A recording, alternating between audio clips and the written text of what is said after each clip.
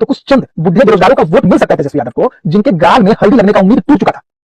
तेजस्वी यादव जी दुविधा में है। गुड़ खा करके गुलगुले से परहेज कर रहे हैं। एक तरफ तो वो A to Z की बात करते हैं, पर बूढ़ा बाल साफ करो से कैसे छुटकारा पाइएगा तेजस्वी जी? जहां तक मैंने इस चुनाव को रीड किया है, तेजस्वी यादव का क्रेज तो है, उसमें कहीं कोई दुरा नहीं है, पर उतना ही है जितने में तेजस्वी यादव सिर्फ पास हो जाए। और शायद इस बात की पूर्ण रूप से खबर उनको भी है। तभी तो तेजस्वी यादव एक बार अपनी पार्टी या गठबंधन का मैनिफेस्टो लाते हैं, फिर भी उनका मन नहीं मानता है, लगता है कुछ कसर रह गई है, तो तेजस्वी का प्रण लाते हैं। ठहरिए, इसके बाद भी लगता है उनको कि कुछ कसर रह गई है, तो चुनाव प्रचार पहले चरण का थमने के बाद फेसबुक लाइव आते हैं सामने और फिल्मी स्टाइल में ये डायलॉग मारते हैं, तेजस्वी जो कहता है वो करता है। और साथ ही साथ सहनी जी को भी दूसरे विंडो पर भेज देते हैं रोने के लिए।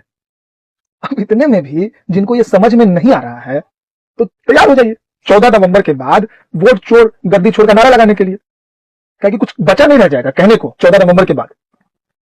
हमारे तेजस्वी जी को समझ में आ गया, आप लोग भी समझ जाइए।